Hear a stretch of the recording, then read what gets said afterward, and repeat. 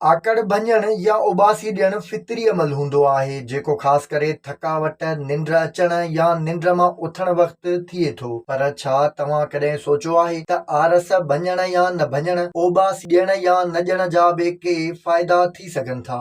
सिहत जे माहिरनि जो चवणु आहे त जेकॾहिं सुबुह जो निंड मां उथण महिल तव्हां आरस नथा भञो ऐं उबासी नथा ॾियो त तव्हां सिहत जे केतिरनि ई फ़ाइदनि खां महरूम बणिजी वञो था। जंहिं वक़्तु असां निंड में हूंदा आहियूं त जिस्म जे अंदरिएं उज़वनि जी मरमत थींदी रहंदी आहे, जॾहिं त जिस्म जा ॿाहिरियां उज़वा बि सुकून वारी हालत में हूंदा आहिनि। निंड मां उथण वक़्तु आरस भञण ऐं उबासी ॾियण सां कुल्हनि ऐं चेल्हि समेत उन्हनि जी रॻुनि खे मामूल ते अचण में मदद मिलंदी आहे त जीअं उहे पंहिंजे मुनासिब ऐं मुक़रर पोज़ीशन में कमु करे सघनि। जॾहिं त बिना आकड़ भञण या उबासी ॾियण जे ई निंड मां उथी कमुकार करण सां कुल्हनि, पुठनि ऐं चेल्हि खे तकिड़े पंहिंजो कमु करण जे करे ॾुखियाई महसूस थींदी आहे। माहिरनि जो चवणु आहे त जॾहिं असां हिकु ई वक़्तु आकड़ बि भञंदा आहियूं ऐं उबासी बि ॾींदा आहियूं त इन सां असांजी रत सही नमूने वहकिरो कंदी आहे, जंहिंसां दिमाग़ी दबाव में बि घटिताई अचे थी। इन सां एसाबी निज़ाम जो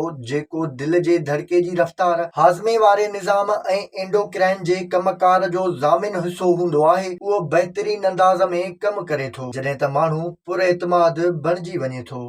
सॼी राति सुतल रहण सां असांजो जिस्म आकिड़जी सख़्तु थी वेंदो आहे ऐं निंड मां उथण वक़्तु आरस भञण या उबासी ॾियण सां जिस्म जा जोड़ ऐं पठा मुतहरिक थी वेंदा आहिनि ऐं जिस्म जी आकड़ ख़तम थी वेंदी आहे, जेके सिहत जी बहितरीअ समेत कमकार में चुस्तीअ जो सबबु बणिजनि थियूं। आकड़ भञण दिमाग़ ऐं कुल्हनि या जिस्म जे ॿियनि उज़वनि जे विच में राब्तनि खे ॿीहर बहाल करण में बि वॾी मददगार हूंदी आहे। आकड़ भञण सां दिमाग़ खे जिस्म जी सुजाॻीअ जो सिग्नल मिलंदो आहे ऐं इहो जिस्म जे उज़वनि खे मज़बूत पैगाम मोकिलींदो आहे, जंहिंखां पोइ मुख़्तलिफ़ कम सरअंजाम ॾियण में वॾी मदद मिलंदी आहे। रुॻो उबासी ॾियण बि इंसान जे दिमाग़ खे पुरसुकून करण ऐं निंड मां जाॻण में मदद कंदी आहे। न रुॻो एतिरो, पर को बि कमकार कंदे उबासी ॾियण सां बि माण्हू फुर्त ऐं चुस्त थी वञे थो।